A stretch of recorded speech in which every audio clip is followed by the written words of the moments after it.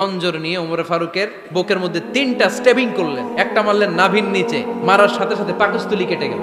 আরেকটা মারলেন পাজরে, পাজর ছিঁড়ে গেল। 3টা মারার পরে ওমর ফারুক বললেন কতালানি আল কাল, এক কুকুর আমাকে মেরে ফেলেছে। ওমর ফারুকের ইন্তেকালের ঘটনাটা বলেই আমরা মোনাজাতের দিকে যাব। শুনবেন? শুনতে চান? উনি স্বপ্নে দেখলেন একটা লাল মোরগ ওনাকে 3টা ঠোকর মেরেছে। কয়টা? উনি জুমার নামাজে জিলহজ মাসের শেষ সপ্তাহে জুমার নামাজে বললেন যে একটা লাল মোরগ 3টা ঠোকর মেরেছে। মুগীরা ইবনে শুবা রাদিয়াল্লাহু তাআলা আনহুর দাস আবু লুলু আল মাজুসি, এই লোকটা খঞ্জর বানাতে পারত। মুগীরা রাদিয়াল্লাহু তাআলা আনহুর দাস। মুগীরা প্রতিদিন 4 দিরহাম করে চার্জ করত, যেহেতু দাস। সে এসে বিচার দিল, আমিরুল মুমিনিন, মুগীরা আমার থেকে বেশি টাকা চায়, জুলুম করে। ওমর ফারুক বললেন তাই? তুমি কি কাজ জানো? বলে আমি খঞ্জর বানাতে জানি। বাড়ি কই? পারস্য। আরে তুমি খঞ্জর বানাতে জানলে তো 4 দিরহাম অনেক কম, সে তো আরো বেশি টাকা নেওয়া দরকার ছিল তোমার থেকে। আবু লুলুর এই কথা পছন্দ হয় নাই। সে কয় ওমর, তুমি সবারে দয়া দেখাও আর আমার ক্ষেত্রে কঠিন নিয়ম বানাইলা, দাঁড়াও এই নিয়ম তোমারে আমি দেখাবো। এই রাগে সে বাড়িতে যে একটা খঞ্জর বানালো। কি বানালো? খঞ্জর চিনেন? ছোট্ট ছুরি। কিছুদিন আগে ওমানের সুলতান কাবুস ইন্তেকাল করেছে, জানেন আপনারা? ওনার এই কোমরের মধ্যে খঞ্জর থাকতো, ছবিতে দেখছেন? আরব শায়েখ যারা সুলতান আমির, কোমরে কি থাকে? ছোরা থাকে, খঞ্জর। সে বাসায় যে একটা খঞ্জর বানালো, যেই খঞ্জরের 2 মাথা, লাহু রাসান ওয়া মাকবাদাতুহু ফি ওয়াসাতি, আর ধরার হ্যান্ডেলটা মাঝখানে, এদিকেও ছুরি এদিকেও ছুরি, যাতে এইভাবে মারা যায়। সে ধার দিতে লাগলো আর বলল ওমর দাঁড়াও, তোমার আমি দেখাবো।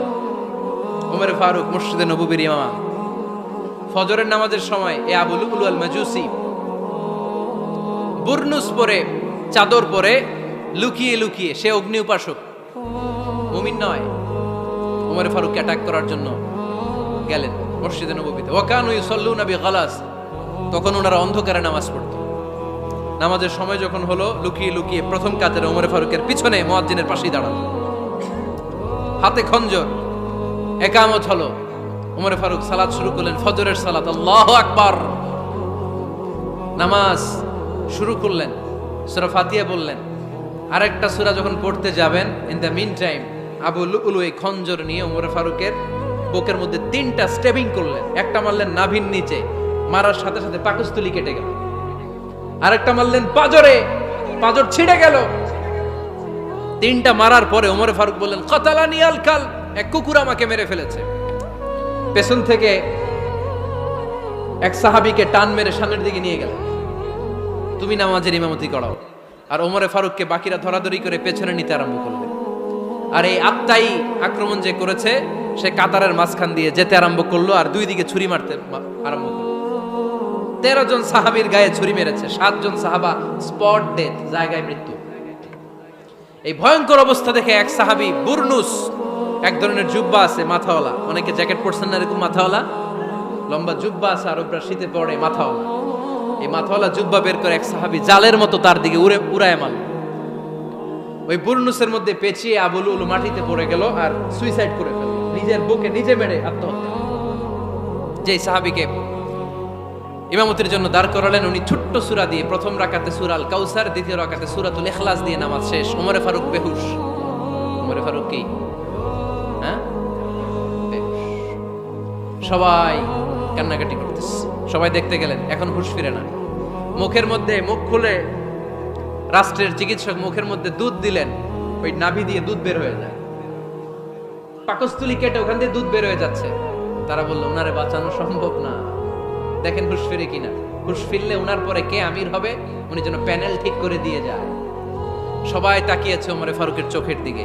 আল্লাহর মেহেরবানিতে ঘন্টা খানিক পরে উনি চোখ খুললেন। চোখ খোলার পরেই বলেন নাই ও মা আমি মরে যাই। চোখ খোলার পরে উনি বলেন নাই কে মারলো আমারে। চোখ খোলার পরে উনি বলেন নাই আমার পরে নেতা কে হবে। চোখ খোলার পরে সর্বপ্রথম কথাটি ছিল আসল্লান নাস, আমার নেতৃত্বে যে ফজরের নামাজটা শুরু হয়েছিল এটাকে ঠিক মতো তোরা পড়েছিলি? আমার নেতৃত্বে যে ফজরের জামাত শুরু হয়েছিল সেটা ঠিকঠাক মতো সমাপ্ত হয়েছিল কিনা আগে বল। আসল্লান নাস, নামাজটা হয়েছে কিনা বল।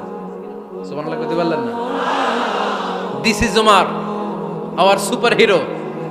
নেতা অনেকগুলো লাগে না, এরকম নেতা একটাই যথেষ্ট যে গোটা বিশ্বকে কাঁপায় দিতে পারে। চিল্লায় বলো ঠিক কিনা?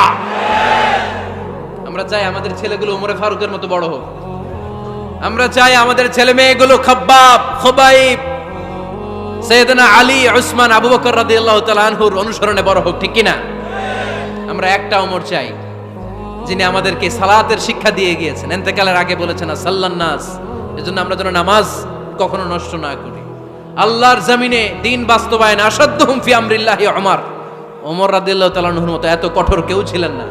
তাই দিন বাস্তবায়নে আমরা যেন কাউরে ছাড় না দেই। সবার আগে আল্লাহর দিন, সবার আগে আল্লাহর কোরআন, সবার আগে আমার ইসলাম। ঠিক কিনা?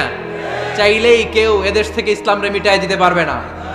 যে দেশে আল্লাহু আকবার ধ্বনির সাথে সাথে সূর্য উঠে যায়, আল্লাহু আকবার ধ্বনির সাথে সাথে সূর্য ডুবে যায়, সে দেশে আর কিছু থাকবে না থাক আমার ইসলাম থাকবেই, আর কিছু থাকবে না থাক আমার কোরআন থাকবেই। সে ইসলামের সাথে থাকতে রাজি আছেন তো? কোরআনের সাথে থাকতে রাজি আছেন তো?